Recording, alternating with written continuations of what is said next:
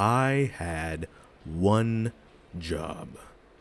See, I'm a part of this group called Mechanyx for all your art design needs. There's other things, to be honest. And we decided to make a Minecraft server in 2014. Now, I am a big fan still of Sonic Adventure 2. I play it on stream quite regularly still, 100% it, all A ranks, got Green Hill Zone, all of it. I love the game as is. I find no problems with it. It's just a nice veg out, chill of mind, peace of mind game for me, right? But as such, one thing that debuted in there was one said Space Colony ARK. So my job, the task, was to build the Space Colony ARK in Minecraft on this survival server. Yeah, I can fly because I have a jetpack and I have night vision goggles enabled right now that I also got because it'd be kind of hard to see certain things. Like if I just drop down here real quick and we take the goggles off real quick, it's not impossible, but it is a bit dark, and you know, in editing and once I get the video out, the quality and stuff, it'll be easier for people to probably see detail if I just leave that on. So there we go. But yeah, speaking of mechanics, especially like Seal and Steam, especially because I kept them in the loop, the exterior is finally done. I even went back and added some of these hanging buildings that you see in when you're ever in underside levels in Sonic Adventure 2 or Shadow the Hedgehog or Shadow Generations even though that one's a bit more high def because that's a more recent game. Point is, you have that's what these are supposed to represent anyways, and some of them, especially in Sonic Adventure 2, if you remember, Meteor Herd or Mad Space had like these giant red squares on the bottom. So I kind of went through and did that a bit on some of these, but that's what these are supposed to represent. You can even see the hanging buildings usually on the Ark when it's at a distance if you look close enough, except for maybe Sonic X, but even then you can kind of see some, I guess they might call it gibbling, that might be a way to put it. I don't know if I agree with that. I kind of did that. I kind of went random with these, but there's some kind of method to the madness for some of these, but some of these in-between ones, because it's supposed to be a massive colony, but I'm not building this to scale, at least yet. So some of these are kind of just straight up lines. And that was fun to do. Collecting the glowstone was probably the most painful part, going back and forth through the nether. And speaking of pain, my perfectionism demands that I destroy this right now. Something about it just looks off, but then I've tried fixing it. You know, you get those moments when you're making a build like this. And then, of course, one of the biggest challenges for me was the dome. The dome is actually what's taking me many moons, period, to complete. See, first and foremost, I don't know how to build a circle in Minecraft. Or at least I didn't. See, speaking of mechanics, there's another member. They might have, I mean, they do like usually 10+ hour long streams anyways, but this said person one time, this was months ago that we were talking about circles in Minecraft, and they might have for like 57 minutes just built circles in Minecraft of varying sizes, including one massive one that went around like the entire world they had generated at the time. And I might have taken notes, because if they were going to take 57 minutes of their time to do it, I was going to take 57 minutes of my time to jot down notes. And it turns out, yeah, I kind of figured some things out, especially the dome, right? The dome, when you think about it, is just a bunch of half circles. That's kind of, it always just seemed kind of complicated to me. I don't know why. And then between the notes and then breaking that down, it kind of just made sense. And then it was still a time-consuming thing, sure, but I wanted to do this. I've been wanting to build this for a while, so I didn't care too much. But also, yeah, there we go. If you don't know who that member was, like, you do, you most likely do. If you don't, that's most unfortunate. I'm just kidding. It was Etsuko. I'm not beating the allegations, and that's just becoming more apparent as the months go by. I probably blame Steam, but you know, ultimately I got in the ring after all, so that's on me. Anyways, before we go to the interior, because the interior is not really done, this is really just exterior update finally complete. I changed the wing shape, because the last time I made an ARK video, I think, was when I was showing off the creative one, where I was kind of like experimenting with stuff.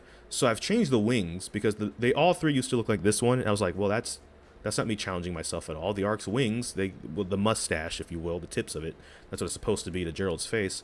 Solar panels, whatever these things are, these ones are angled on the ends. And the middle one, I can leave that way. So let me actually try and figure out a design. I don't know if I'm in love with how it looks, but I do like it better than just kind of copping out and just doing 3 of that on each side. It does, especially on the mini-map, it does feel a bit more ARK-esque now. I said the hanging buildings, the eyes were an interesting one. The eyes are interesting to me specifically because they're always described as concave. But I swear in SA2, and especially in the model for that, because this is what it's mainly based off of, but even in other media, the Ark's eyes don't look concave until recent stuff. So like Dark Beginnings and Shadow Generations. So I could be wrong. Of course, I'm not Sega and Sonic Team ultimately, but there we go. Okay, so this is supposed to represent, I think this is one of the poles Sonic was hanging on at the end of the hero story when he dunks the emerald in the Eclipse Cannon and stops it from firing. Which, by the way, I don't know why, side note, because for some reason this is a debate that's been rising up for the past, like, year. Hero Story and Dark Story are both canon.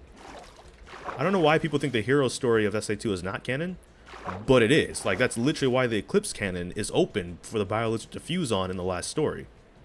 But also, Eggman got the last piece from Tails when Tails was distracted thinking Sonic was dead, right? He just reaches over, snatches it, and just skedaddles. Sonic X even shows this because I know Sonic X isn't SA2 specifically, but it's just like they do both because both it's two halves of the same story. I don't know why we're having this conversation. No one cares. Anyways, long story short, to wrap this up, the inside, not too much done. I'm going to leave the night vision on for a second here to get up here, but like, you know, we were redesigning the core room. I was using purple because I was colorblind, and it turns out purple's not the play. It's more of like a cyan and like a thin dark red material, but you can't really get thin. Like, you can only go like one block long at a time anyways, unless I use like pillars perhaps. I don't know, we'll see. I might experiment. But nether brick and cyan, or cyan, however you want to pronounce that, seems to be going well. I used yellow terracotta for this area. And then for this, I'm not using lava because I'm afraid of burning something. Like, something's just going to catch fire. And even though most of this is non-flammable, the lava will find something that is flammable and just jump to it and just burn it, and it'll be gone.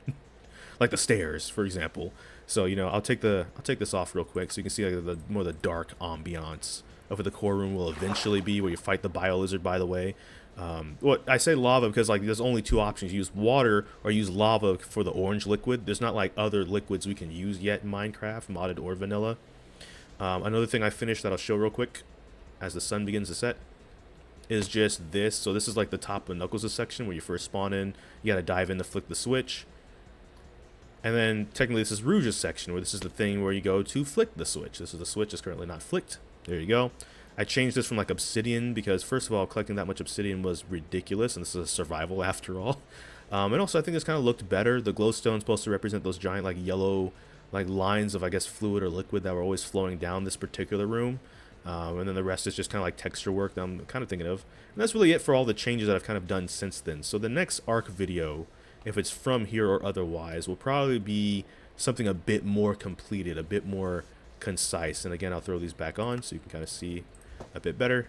That's a cloud because, you know, nature exists.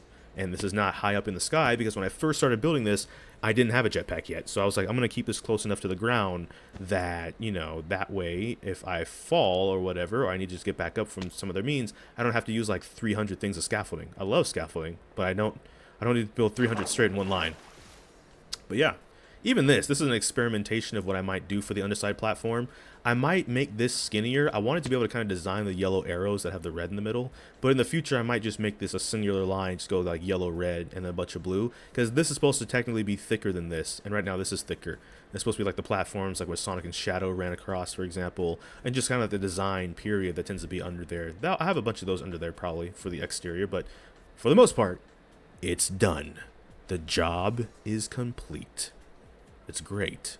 It's fantastic. I'm a perfectionist, so there's things I already don't like and would try and change, but trying to, you know, make sure I get over that habit, I do like where we are.